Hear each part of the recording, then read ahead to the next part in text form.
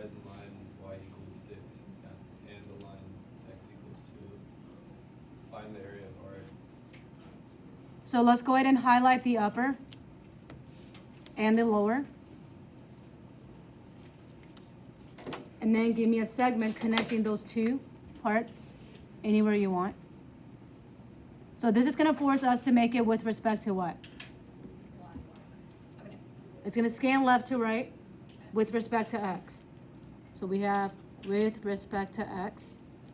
So we know our side is going to be top minus the bottom. My top is 6.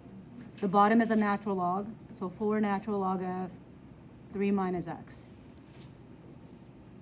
So to find the area of that region, we need to integrate from, my low number is 0, and high number is what number? 2, 0 to 2.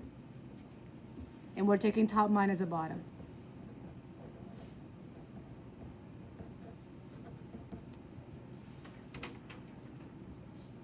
And typing that in the calculator shouldn't be a problem. So to save time, I'm going to stop right there for part A. Everyone good with that? Yes, ma'am. Why don't you square it? Square it Is it not, because do you only square volume? for volume. Okay, on part B, Camille, let's read. Find the volume of the solid generated. It's a cross-section perpendicular to the x-axis or semicircles. So we have perpendicular to the x-axis. Again, that's going to be with respect to x. Now we have a semicircle. So let's kind of recall the formula for the semicircle. It was pi over 8 side squared. And remember, what we have on here, that is our side. So here we have our volume. What is my constant that I'm going to kick outside of the integral? Pi over 8. We're integrating from 0 to 2 since it's still with respect to the x. And let's take 6 minus the 4, natural log of 3 minus x, all squared dx. And again, I'm not typing that part in. Okay, Milo, let's read part C, please. Find the volume of the solid generated when R is revolved around the line. Okay, so it's revolved around. So let's do a quick sketch. So here I have the given, here's y equals 6. And I'm trying to sketch what was given to us initially. Looks something like this. So if I take this figure and rotate around y equals 6, so we're going around this way. That figure is also going to map on the top. Is everyone okay with that? Okay, so when I take the cross section, would that be a circle or a concentric circle? It'll just be one circle, okay? So let's exaggerate this figure. So here's my circle. And the part that's given to us is just the middle and the bottom. So we know our middle is y equals 6. The bottom one is y equals the natural log part. And the circle alone is just pi r squared. So let's take the volume, kick out the pi. We are integrating from 0 to 2. And all I need is to find the radius squared. For the radius squared, it is always top minus the bottom or right minus the left. So my top is 6. Minus my bottom is 4 natural log of 3 minus x. And that's squared because pi r squared. And then we have dx.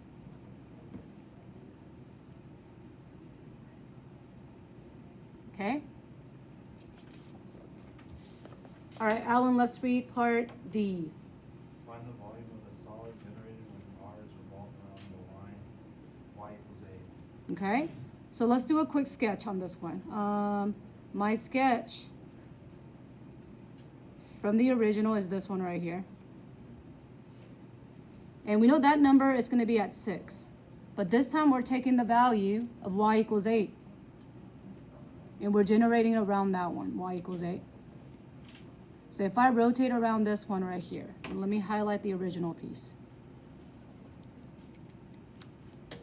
So if I take this image and reflect over y equals 8, y'all see that there will be another space right here too? Yeah? And because there's a space, would that be one circle or 2 circles? 2 circles. Let's make our 2 circle. And on our 2 circle, we have our 3 dots. The middle, the little one, and the large one. Here's my middle, little one, and large one. So we know our middle is where it's rotated around, y equals 8. And we know the little one is y equals what? 6. And the bottom one is y equals a natural log part. So this one, since we have a concentric circle, we're looking at pi times big R squared minus little r squared. And let's see if I have enough room on this one. I think I do. I'll try.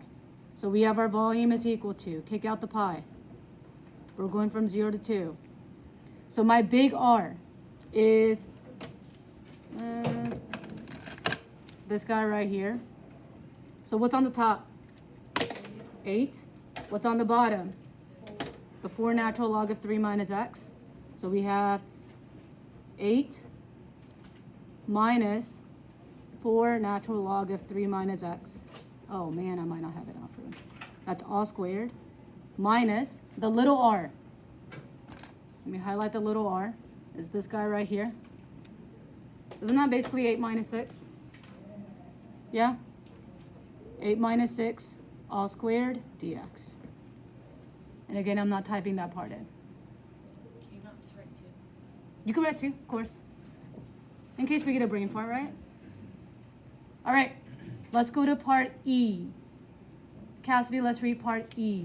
Find the volume of the solid generated and the cross sections taken perpendicular to the x-axis is a rectangle whose base lies in R and whose height is 5 minus x. So we're taking the image and we're stacking up a bunch of rectangles. So in our rectangle formula is side times the h, which is basically base times h. So let's write on here side times h. And we know our side is already what we already wrote right here. And they gave us the h. So all I need to do is write out the integration. Volume is equal to, we are going from 0 to 2. My side times h, side is given to be 6 minus 4 natural log of 3 minus x. Times the h, they gave us that h. 5 minus the x. Then I have dx. Bless you. So it's actually easier than it looks, okay? And you'll just type that in. Okay, our last one, Jameson.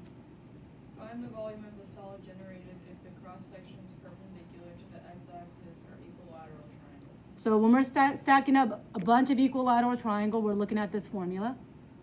So what number am I going to kick outside? Radical 3 over 4. So we have volume is radical 3 over 4. We are integrating from 0 to 2. And it's just the side squared. We already know our side. 6 minus 4, natural log of 3 minus x. All squared, dx.